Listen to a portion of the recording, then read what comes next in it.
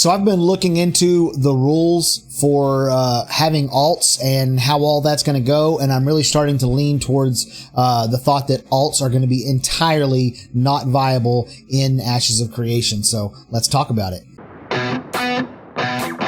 What you think about when you're born into a fire?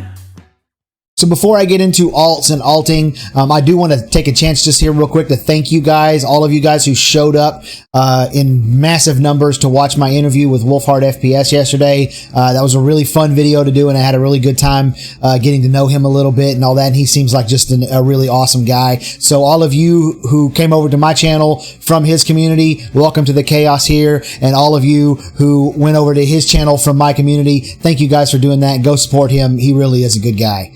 I also want to take one real quick and just remind you guys that I have set a goal of reaching 1,000 subscribers by July 9th, which is the day that the visual NDA for Ashes of Creation drops. And I'm very, very close. We're at like 880 right now, so we're almost there. So if you're one of the roughly 50% of people who watch my channel regularly who are not subscribed, I really hope today's the day that you go ahead and make the decision to subscribe.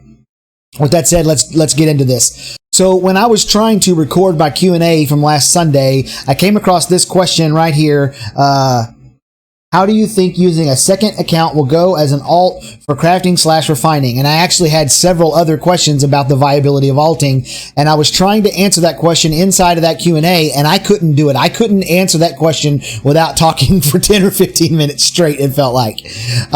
So I decided to make it its own video because I do think that this is a topic that deserves its own video. And so there's several different ways we're going to need to talk about this because there's several different types of alting that can occur. So first we're going to talk about what KR is talking about in this question here, specifically about using a second account as an alt for crafting and refining. So there's a couple things. Number one, there is what they call multi-boxing and there's multi-accounting. Multi-accounting is basically what he's talking about here, which is having two accounts. You play one or you play the other.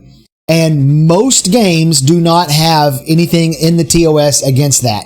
That's terms of service for anybody who may be new to MMOs. Now, I will admit I have not read through all of the terms of service for this game, and I probably never will because I don't have time for that kind of nonsense. If you want to know if it's in there, you can feel free to read through the terms of service. I don't think it is. However, multi-boxing, which I don't know why they call it that, I guess because the games used to come in boxes, I guess. But that is whenever you are controlling you have both accounts logged in at the same time. Some games interpret multi-boxing just as that. You cannot have the same person have two accounts logged in at the same time, and then some constrict that down a little bit, and it's fine to have two accounts on at the same time, but what you can't do is have some type of a array set up on your keyboard that lets you control both characters simultaneously or both characters with the same button presses. I know that was a problem in Dark Age of Camelot. There was a guy who had like 4 accounts, and he had one keyboard that controlled them all, and so he had it set up, it was like 4 fire wizards, and he could just do 4 fire wizard bolts, which was a really strong and really long range attack simultaneously over and over again because his keyboard would control all 4 guys at one time, and they would all do the exact same thing. That was obviously a huge problem. But just in general, you are not supposed to have both of your accounts in the game at the same time, and you're certainly not supposed to be controlling both of your accounts at the same time. So let's set that to the side a little bit, and let's talk about the actual real definition of alting, which is just having a separate character on the same account. The biggest reason why I believe that alting is not going to be viable in Ashes of Creation is because they have locked content and benefits and boosts behind node citizenship. So just because you contributed to a node doesn't mean you're a citizen of that node. Just because you are in a given node at a given time does not mean you're a citizen of a node. You actually have to go and declare your citizenship for a node. And here's the thing. Right now, it is 1 citizenship per account per server. And they are talking about making it 1 citizenship per account. So your alt will not be able to be a citizen of any node. And so let's just, now this is, we're going to veer off into the world of speculation just a little bit here because we don't know this. We just kind of know. So let's say that your main, it could be, and because the specific question that was asked was regarding crafting and refining. So let's say that your main is a crafter and lives in a scientific node. And because of the ranking of the scientific node and your ranking within that scientific node, how much you did to help, boost it and level it, all of those things, you have been given access to a rare recipe that requires rare resources. Okay, so you can make a sword better than any sword that's available in the region right now. The problem that you run into is that there is a resource that is a requirement, that is an ingredient for that sword that you cannot access. You don't have access to it. And the only way to get it is to be a gatherer that also is at the same ranking within the node, the same node that you're in. Again, guys, that's speculation. We don't know that's how it's going to work. That's me reading the tea leaves and trying to understand what they're talking about when they're saying some of these things. But that's kind of how I understand it, is that you're going to be locked out of certain things unless you're a citizen of the node. And so let's say that's the deal. So now you can't go and switch to your other account and then go gather that one resource that you need because your other account can't be a citizen of that node.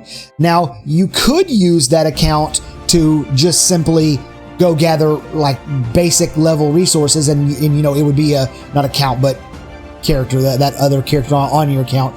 You could use that character to go gather like basic resources and stuff like that, just to level your main character's crafting up. That's definitely possible.